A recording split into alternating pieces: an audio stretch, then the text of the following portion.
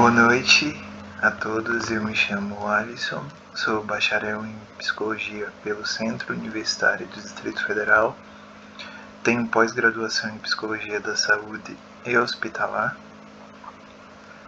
tenho experiência em trabalho como psicólogo clínico e atualmente trabalho como docente da Escola Técnica de Planaltina. Gostaria de dizer que é um prazer enorme estar iniciando essa aula junto a vocês e quero que todos vocês sejam muito bem-vindos. Vamos estar falando sobre ética profissional e ética aplicada, que é a matéria que estamos ministrando junto com vocês. Primeiramente, partimos da ideia ou da premissa de que os indivíduos ou as pessoas, elas têm a capacidade de pensar, raciocinar, que são dotadas de vontades, desejos, e como o próprio Schopenhauer ele postula, as pessoas elas se movem pela vontade. Se você vai ao médico é pelo desejo de melhorar ou de se curar de uma doença. Se você trabalha é pelo desejo de receber seu salário. Se você vai a uma loja de roupa é pelo desejo de comprar uma roupa. Na premissa dele, todas as pessoas se movem particularmente pelo desejo. Mas concorda comigo que se todas as pessoas elas agissem conforme sua vontade, conforme seus desejos e conforme aquilo que elas querem, automaticamente geraria um caos e uma dificuldade social? Nesse sentido, existe a ética e a moral justamente para poder regular, orientar e direcionar o comportamento dos indivíduos com base naquilo que seja aceitável e naquilo que possa ser bom. Partimos da premissa, como disse anteriormente, de que todas as pessoas elas se movem pela própria vontade, têm a capacidade de pensar, raciocinar e agir. Para que possa existir um consenso entre aquilo que o indivíduo deseja e aquilo que pode ser feito por ele, existe algo que é nomeado como consciência moral. A consciência moral nada mais é do que um mediador interno entre o que o homem é capaz de fazer, ou seja, seria a capacidade do homem avaliar a própria atuação, a tomada de decisão e julgamentos próprios de acordo com normas que são pré-existentes.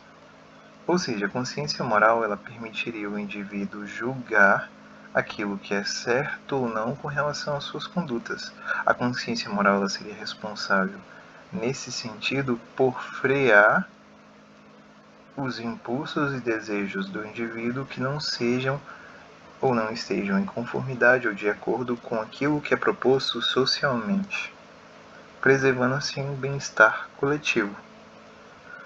Temos que lembrar também que o indivíduo ele vive em uma organização social, que nada mais é do que um sistema de relação entre os membros, cujos princípios básicos é manter a harmonia, definir a função social que cada indivíduo exerce e divisão do trabalho como uma forma de controle. Ou seja, a organização social ela tem como finalidade justamente criar um conjunto de regras e normas que permitam que todos os indivíduos eles consigam viver de forma plena e de forma calma dentro de uma determinada sociedade.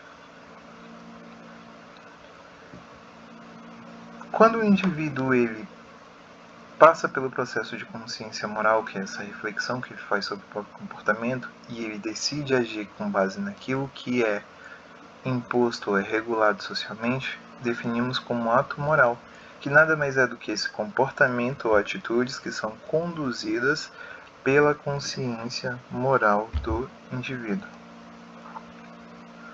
Lembrando que, por estarmos inseridos em um meio social, em um contexto no qual estamos diretamente relacionados em várias instituições e estamos fazendo várias coisas simultaneamente, é importante lembrar que o processo educacional ele tem como finalidade ensinar ou instituir padrões de comportamentos no indivíduo sobre os quais são responsáveis pela sua ação, pela conduta moral e pela reflexão dos seus atos.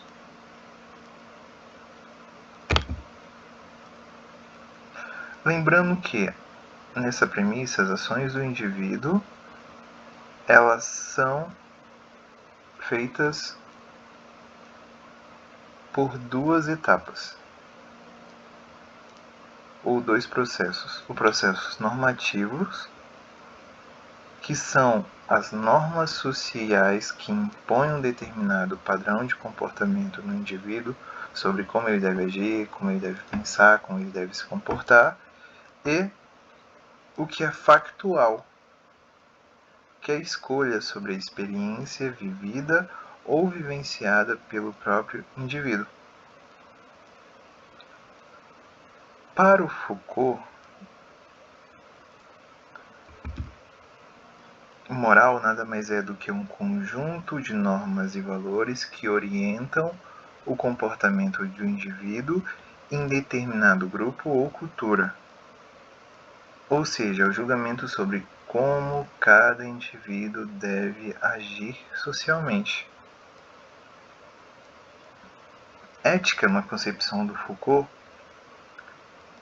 seria o julgamento ou um princípio que são formulados com base na história e na cultura,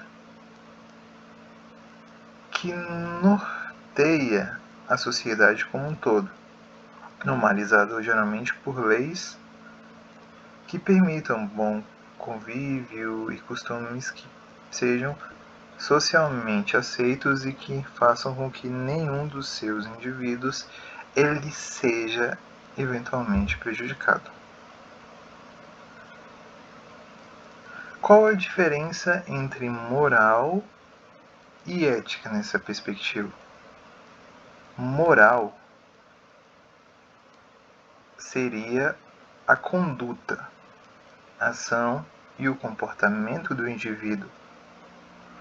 A moral, ela é temporal, ou seja, aquilo que é moral hoje, ele tende a deixar de ser em um determinado momento. E ele varia de cultura para cultura, ou seja, aquilo que é moral no Brasil pode ser que não seja moral na África, ou que não seja moral na Europa, que não seja moral na Ásia. Nesse sentido, cada país ou cada sociedade vai construindo a sua própria moral. Já a ética, ela tende a não ser um comportamento, mas ela tende a ser uma reflexão, um pensamento, uma ideia gerada sobre como as pessoas devem agir, se comportar ou pensar. Ou seja, a ética é um princípio. Ela tende a ser permanente no sentido de não se alterar. E tende a ser universal no sentido que abrange todas as sociedades e todas as pessoas. Lembrando que o próprio Emile Durkheim ele postula a ideia de fatos sociais, que nada mais é do que a forma de pensar, agir e se comportar de um determinado indivíduo que é moldado por questões sociais. Ou seja, seria justamente a ideia de que a sociedade nos impõe formas de agir, pensar, ser e fazer que muitas das vezes já estão internalizadas e que já estão projetadas no próprio indivíduo, não sendo, portanto, possível se indissociar ou deixar de ser ou agir conforme essas normas que são estabelecidas socialmente.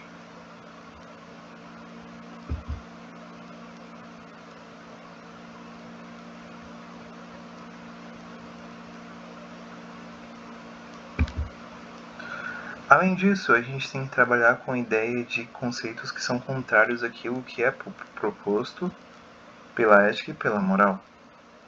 Partimos da ideia de que imoral é o que contraria as normas e condutas do coletivo. Já amoral é a pessoa que não segue os preceitos morais daquela comunidade porque desconhece.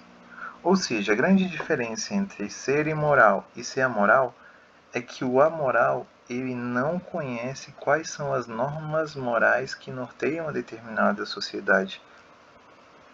Nesse sentido, ele acaba muitas das vezes infligindo por desconhecimento. Já o imoral não.